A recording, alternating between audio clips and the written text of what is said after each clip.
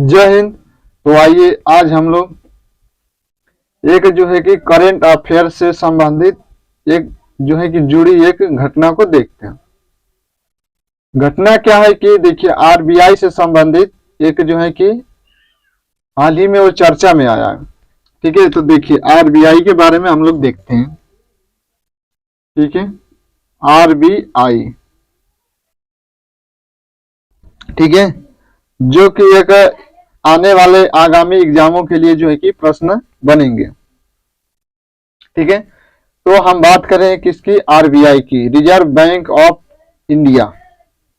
ठीक है, तो आइए देखिए, हम लोग देख रहे हैं कि आरबीआई किसी संस्था को हम लोग पढ़ते हैं तो उसका मुख्यालय और स्थापना स्थापना कब, उसका मुख्यालय कहाँ पे बनाया गया, तो ये सब जो है कि जानकारी हम लोग क्या करते हैं, इकट्ठा करते हैं।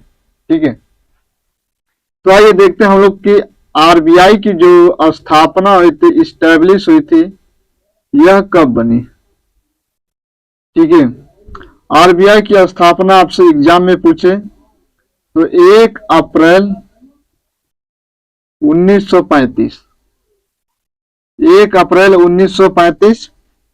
आपको यह डेट हम याद कराने के लिए एक जो है कि आपसे एक बता रहे हैं कि जब भारत शासन अधिनियम 1935 का आया था तो उससे आप रिलेटेड करके जो है कि आरबीआई की स्थापना को याद कर सकते हैं।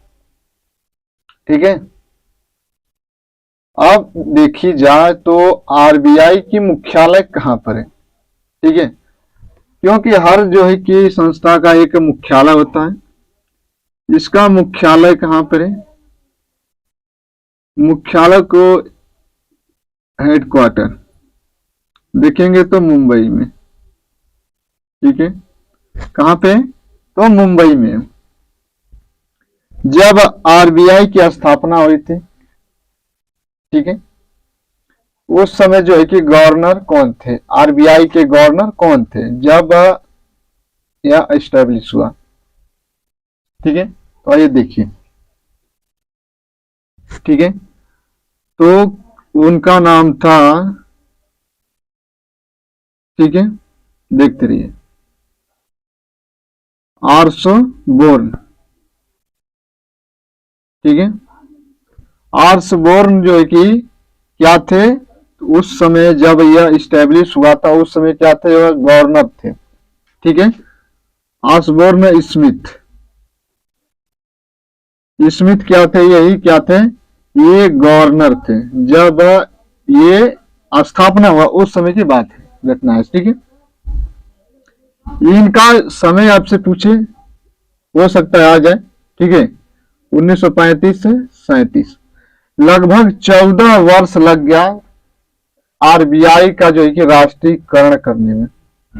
ठीक है, तो इसका जब राष्ट्रीयकरण आपसे एग्जाम में आए कि आरबीआई का जब राष्ट्रीयकरण हुआ तो इसकी डेट क्या थी, आप याद करने के लिए, ठीक है, क्या करेंगे कि इसमें 14 वर्ष आप ऐड कर देंगे। ठीक है, समझ में आ रही है, क्या करेंगे, 14 वर्ष आप इसमें ऐड करेंगे तो आप पहुंच आएंगे कहां पर, तो 1949 में। देख रहे हैं ना, ये 1947 की घटना के बाद जो है कि 2 वर्ष के बाद जो है कि आरबीआई की क्या हो जाती है, राष्ट्रीयकरण होता है। ठीक है, जब एग्जाम में अब यह बनेगा प्रश्न कि जब आरबीआई का राष्ट्रीयकरण हुआ उस समय जो है कि गवर्नर कौन था। ठीक है, जब आरबीआई का गवर्नर, जब आरबीआई का राष्ट्रीयकरण हुआ तब उस समय गवर्नर कौन थे, तो देख लीजिए, तो देखेंगे तो एल के झा, एल के झा ये क्या थे, तो गवर्नर थे। ये कब की बात हो रही है, जब आरबीआई का राष्ट्रीयकरण हुआ तब।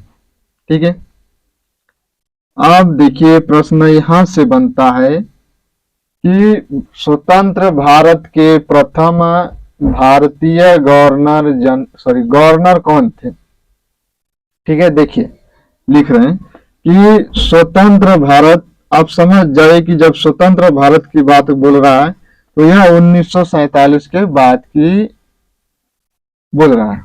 ठीक है, स्वतंत्र भारत के गवर्नर जनरल, और आपसे इसमें जोड़ दें कि भारत के प्रथम भारतीय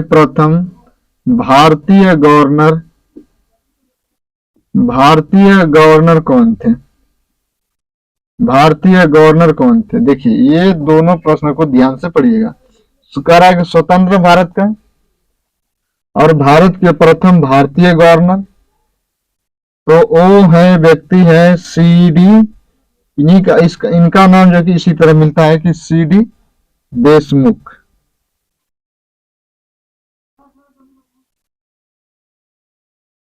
ऐसा नहीं है।